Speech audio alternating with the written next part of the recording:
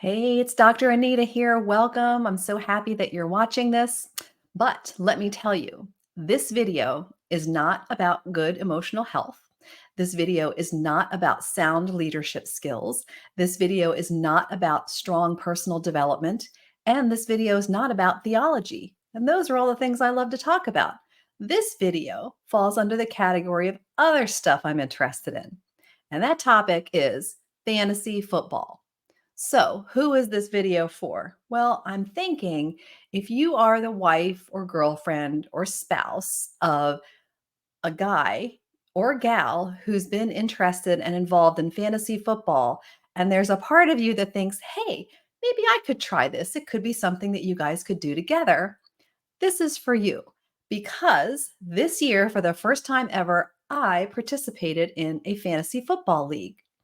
And I learned a lot because let me tell you, fantasy football was a lot harder than what I thought it was going to be. I learned a lot of lessons, but I'm going to tell you my top 3 lessons that I learned this year in my first year of fantasy football. So come along and enjoy. All right, a little bit about me. I'm a middle aged woman, I'm 54 years old. I grew up in a house. My dad and my brother were big time football fans. I had zero interest in football. I didn't understand it. Football to me seemed like just a bunch of random guys kind of smashing into each other. And I just didn't understand the logic behind it. I wasn't interested. I was big time into baseball, though. I was a huge baseball Philadelphia Phillies fan. So it's not that I wasn't into sports, just football, I just never understood. Then I met and married my husband, Frank. Frank's family has had season tickets to the New York Giants football team since the 1960s. So I married into a major football family. That meant it was in my best interest to learn at least a little bit about this game. And thankfully, I had a very patient husband who taught me in the first couple of years that we were married. He just would sit every Sunday, we'd sit and he would explain to me very patiently and sometimes over and over and over again what the heck is happening on the screen. Why are these people running in the way that they're doing? What's going on? And he would just answer the questions. And also, I used to watch the show on ESPN with Craig Berman and Chris Berman. I'm sorry, Chris Berman. And I learned a lot about football. He was so entertaining. He made football fun, even for people who don't really understand what's going on. I could learn by listening to his commentary, and just over week after week, month after month, year after year, between my husband teaching me and watching Chris Berman explain football, I started to learn a little bit about how the game works. So that now my husband has been involved in fantasy football for at least the whole time we've been married, maybe even a couple of years before we were married. I can't remember. And we've been married 32 years. So he would every year back in the old days, he and his friends would get together physically in a room together. I know it's shocking. And they would do their draft.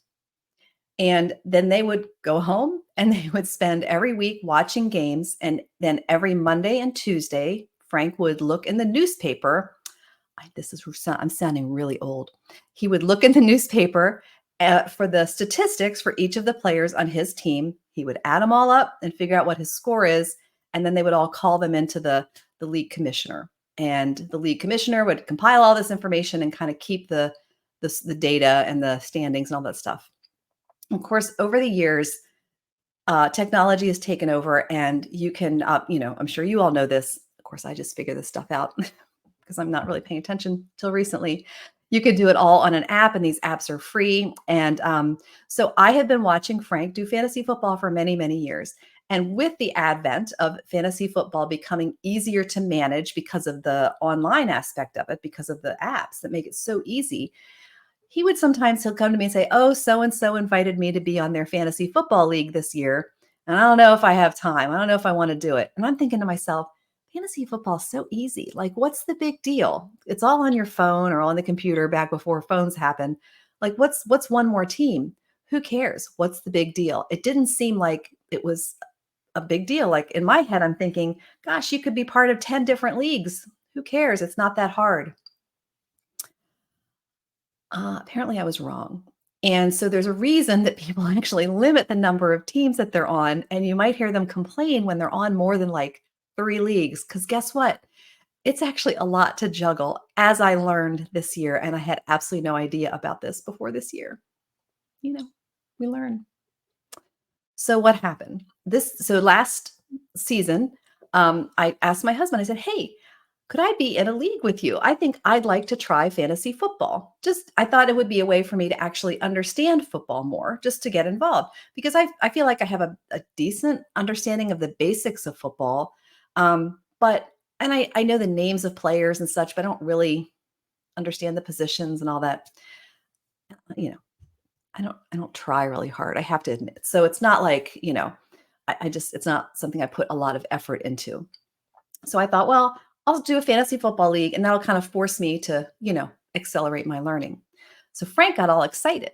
What he did was he decided to have a league with just some family members that was, nobody paid any money or anything. It was just kind of a fun league to get people because there's other family members, brothers, sisters, nephews, who had never been in a fantasy league before. So he kind of asked a bunch of people. It turns out there are 12 of us. In a sense, then I've learned that 12 is kind of a lot of people to be in a fantasy football league. At the beginning of the season, I didn't understand why. I know now why. And if you are interested in knowing why, it's because the more teams there are, that means the more players get taken up into those teams. And so there's fewer players left when moves have to be made. And that becomes an issue. So this fantasy football season is now over for me. I came in 6th out of 12, you know, not too shabby, I suppose. I didn't, I don't know. I don't know. So here are the 3 lessons that I learned. And if you're thinking about playing fantasy football and you never have, I mean, go for it. Don't listen to what I have to say as any kind of advice. But if you would like to learn more about what to expect, if you've never done it before, maybe my experience might be a little bit helpful. Okay. The first thing is that managing the fantasy football team took way more time than I was even prepared to anticipate, like a lot more time. So, why did it take more time? Well, there's a couple main reasons for me. Now, I probably did not manage my team in the way that someone who knows more about football, knows more about the players would manage. But again, I know what the heck I was doing, so this was a big deal for me. And I should also say that my husband actually helped me make decisions along the way because I didn't know what the heck was going on, and I just didn't know. Plus, learning how to use the app, there's a certain learning curve to that. The app that we used, it was, I guess, Yahoo Fantasy Sports.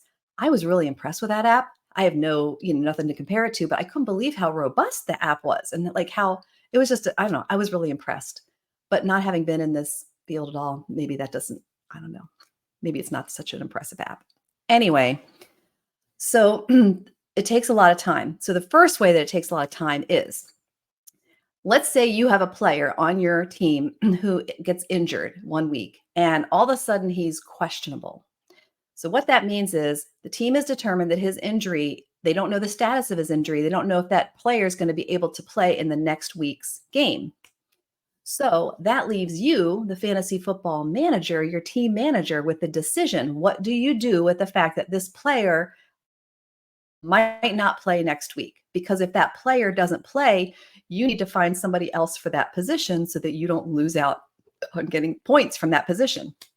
So I found it kind of stressful actually because I guess the league is like doesn't require that the team say whether they're going to play or not until just a couple of hours before the game is supposed to start.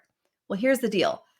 Games start on Thursday and they have games into Monday night. So if your guy is playing, plays on a team who's going to play, let's say on Sunday, but if he can't play, then you need to fill in for him. You need to take someone from your bench because you have people on your bench just waiting to fill in for places players who are on a bye or injury. We're going to talk about the bye week. So you have to take someone from your bench and replace that person who might not play. But that person that you have on your bench might play on Thursday. So your guy who's active is supposed to play on Sunday, but you don't know, is he going to play on Sunday or not? You're not going to find out for sure until Sunday morning, but you have to make a decision actually by Thursday. What do? This is very stressful. So I started reading about, because the app has little synopses on what the injury was and, the extent of it. And did the player practice this week or not? And you kind of get a little bit of a feel for whether the person's actually going to play or not. But again, when there's several days worth in between Thursday and Saturday and Sunday, you have to make a lot of decisions. I found that stressful because it seemed like then every day I was on this app and and following the injury status of these people that I don't even know who they are. Not that I don't care about their injury, but they're not a family member. If you have a sprained ankle and you're my family member, I care about that. If you're a football player, I don't know that. I mean, not that I don't care for you as a human being, but now all of a sudden I'm forced to care because I have to make a decision about my team. So I found that to be very stressful and way more time consuming. So, and so if you don't pay attention to that and everybody's status that might change during the week, by the way, your player could get injured during practice during the week. Then what are you going to do? So you have to pay attention to this every day, pretty much go into your app and get updated on what's going on your team. So I found that to be very, very stressful. Maybe other people just don't. I don't know. All right. So the other issue with player management and just the amount of time that this took was the issue of a bye week. So, and this is, so I had a couple players who were on teams that had the same bye week. So that put me in the position of having to find players to fill in for those positions on multiple players in 1 week. And sometimes the player that I had on my bench that it could fill in for the player that was active, but who was on a bye week, maybe there's something wrong with that player. Maybe he was injured or something like that, or questionable. We don't know what's going to happen. And so then you have to go out into the players that are still available who hadn't been drafted when you had your draft. And then it's like, I don't know who these people are. So I have to because I don't know the players. Okay. So that's, and I'll talk about that in a second. But that was a problem that I had. So I don't know. I don't know the players. I didn't really know the positions either, and the importance of the different positions and how they're different from each other. And I don't know. I don't get it. Anyway, I mean, I get it a little bit more now, but it was a big learning curve for me. So I had to go out and I had to depend almost exclusively on Yahoo to tell me, okay, here's how many points this player is projected to have this coming week. And I don't know what kind of data they use in their analysis to try to come up with that information. I don't know. But so I asked Frank, hey, what do you think about these players, whatever? And so the first question he would ask me is, well, who are they playing? What other team are they playing? I don't know. They're playing this other team. Because the player that you want to play, and this is whether they're active on your bench or you're trying to pick somebody up, who they're playing is going to determine how many points they might get. Because if your player is on a better team than the opposition, then theoretically your player could probably get more points, or the player that you're evaluating. Okay, so the problem is I don't know enough about football and who's good and who's not good. I mean, I have a general sense, but not really, And so I'd say, well, they're playing so and so. And so Frank would say, oh, okay, they have a good defense. That means that this guy probably, his points will be suppressed, whatever. Okay, what do you do with that information? So who are they playing? Then the next question he would ask me is, what's the weather going to be of where they're playing? And I love weather. I'm fascinated by weather. I look at the weather all the time. People who know me know how much I love the weather. So I'm all about the weather. But now I'm in the position of having to determine what are the weather conditions for several days ahead in a city that I have no interest in visiting at that point in time. Because for sure, and if they're not playing in a dome, that means if there's going to be horrible rain or really cold or something, that might impact how any one player plays and therefore how many points they may get. So what is the weather condition? And like I said, I love weather, but that just took a lot more time. Then I had to go find out what's the weather in that particular city. That's a lot. So that ends up taking just a lot of time, as you might imagine. All right. I actually took some notes here because I wanted to, Okay, the second lesson. So the first lesson is it takes more time than probably what you think. And so that factor alone really gave me a lot more appreciation for why people don't like to have a ton of different teams because it's actually a lot to juggle. You have to make sure all of your players are active, they're going to be healthy and playing, that they're, and they're not on a bye week and all that sort of stuff. And so if you have a bunch of teams and not the same players are going to be on every team, because what are the odds that you're going to get the same exact team on all of your teams? It's just a lot. And I mean, I would never want to do more than one of these because I do have a life. I have a business to run. I have people to take care of, and Anyway, okay, so lesson number one is it takes a lot more time than what you think. Lesson number two, deciding who to play and who not to play involves so many more variables than what you would think. And that's where it comes down to what is the weather and who's injured, who's on a bye week. And I learned now that sometimes people, their strategy when they're in the draft, because a lot of my issues could have been, I don't know, assuaged a little bit if at on draft day. Like if I had been aware that I was drafting a bunch of players who were on teams that were going to be on the same bye week. You don't have to do that. You can try to draft players who are going to be on different bye weeks. I don't know. So there's certain things that there's just a lot more variables. So not only does it take time to do all of this, it's not as simple as, oh, I know that player. I know that player's name. They seem to be, the best in the league in this particular position. Because if even I know their name, that means they have to be pretty good. It's not just about that. Who knew? I did not. Okay, so the third lesson, that was a second. The first lesson, it takes a lot more time. Second lesson, there's so many more variables to figuring out which player to play on your particular team than you could possibly imagine. And then the last thing is the advantage, I'll say, of knowing the players. And this is where I got tired. If I believe that if I do know the players, like how my husband knows the players and how my older son, Lucas, who is like some sort of fantasy guru, he just spends a lot of time reading about the players, looking at them on Twitter, evaluating how they did. I mean, they're just a lot more involved in following football than I ever really want to be. But it gives people who have a better knowledge of the individual players, it gives them such a huge advantage. And that's just something I didn't really appreciate. And I guess if I had thought, I mean, not that I thought it was irrelevant, but I was surprised at how much of a big deal it really was, because sometimes players, that oh, this player does particularly well in these weather conditions. Well, there's no way I'm going to find that out. I mean, the people who follow these people, these players, and the whole sport, they understand these things. I just don't. It's exhausting. So anyway, I really enjoyed my experience with the fantasy football. I'll do it again. I look forward to doing it again because I feel like I learned a lot and I don't just want it to go to waste. And I did have a good enough time that I'm willing to do it again, happily willing to do it again, I should say.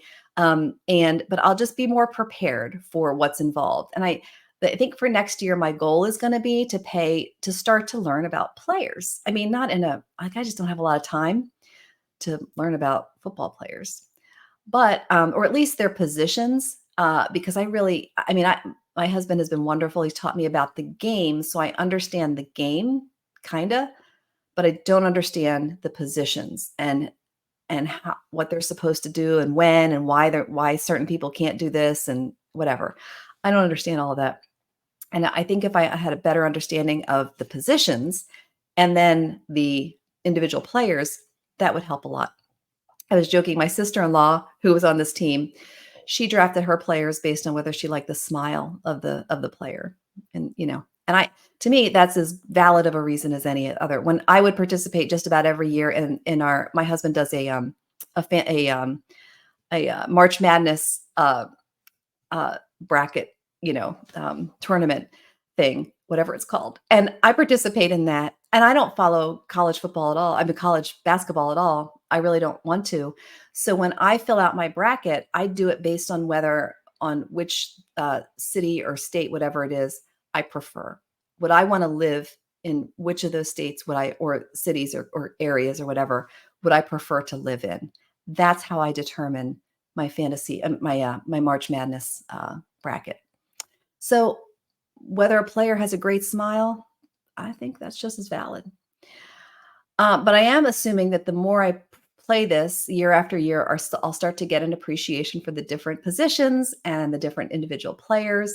And it maybe I'll move from sixth place up to fifth place. I did make the playoffs, I have to say. So, but I have to give some of the credit to my husband because he's the one who helped me make some of these decisions. Because going into this, it wasn't until like the second week, I think, where I had a player who was questionable that I had any idea of how hard it is to make the decision. It wasn't as obvious as you'd think. And because there's this timing part of it, of when the team has to disclose whether or not the player is going to play, and how that intersects with a fantasy team who has players who are playing earlier. And because once a game starts, you can't, like that, once the player starts playing, that's done. You can't either take them off or add them to something else. So I'm going to end this with a question that I asked from my husband, that he looked at me like I was the devil incarnate by asking this question. And to me, it was a question that was reasonable. And then he went on about a 15-minute explanation, we'll call it that, of why the thing that I asked is so horrendous. It's like heretical in fantasy football. And I'm concerned if I tell it to you now, you're going to think less of me because you think, oh, Anita, that just would set the stage for all kinds of corruption. But I didn't think about it. I don't know. So the question was, we were I was in the playoffs, as I mentioned. So, and I lost. So I'm done. Right. I was in the consolation games. I lost. So I'm done. And I thought to myself, oh, well, maybe I could why don't I just put all of my players on my team? I'll just take them off of my team, take them off my bench, take them off my roster, put them into back into the pool for the people who are still playing to be able to pick them up, because I thought that's being kind. Like, it's giving the people who are still playing a bigger option of players for their playoff games. Apparently, that's like a really bad thing in fantasy football because it opens the door to all kinds of corruption. For instance, two people can collude on two different teams. Oh, if I lose, then I'm going to dump my player and you can pick up that particular player and you're more likely to win. And this can be happening behind closed doors or whatever. And so again, I tend to think the best of people for the most part. So I asked the questions because I thought I was being helpful to the other people who are still playing. Why wouldn't they want to have more players to be able to play on their team? It could help them. I don't know. Apparently that's a really, really bad idea. So if you're thinking about playing fantasy football, don't even suggest that. You'll probably get kicked off, because it means that if you're thinking about doing it, that you might do it. And that would be really bad for everybody else. They would immediately not trust you. So don't even think about it. Don't suggest it. Don't say it out loud. It's a heresy in the world of fantasy football. You've learned something today. And that, my friends, is my experience of the first year of fantasy football. And I look forward to doing it next year. And I'm not going to ask that question again because I don't want to be kicked off the team. So I'd love to hear your comments. Was this your first year, or what do you remember your first year like? And are you thinking about joining a fantasy football league? I don't ever talk about fantasy football, but I'd still love for you to subscribe to my channel, hit that thumbs up button if you like this, and just let me know your thoughts about this. Positive thoughts. I know I don't know a lot. I don't pretend to. I don't really want to. But the little bit that I do know, I thought was interesting, because there's a lot of people out there like me. And so I hope this helps those people. All right. Have a fantastic day. I'll talk to you next time about something that's non-fantasy football related. Probably Probably since it's the beginning of the year, this is January 2024, probably something related to sticking to your goals. Always a good one. All right, see you next time.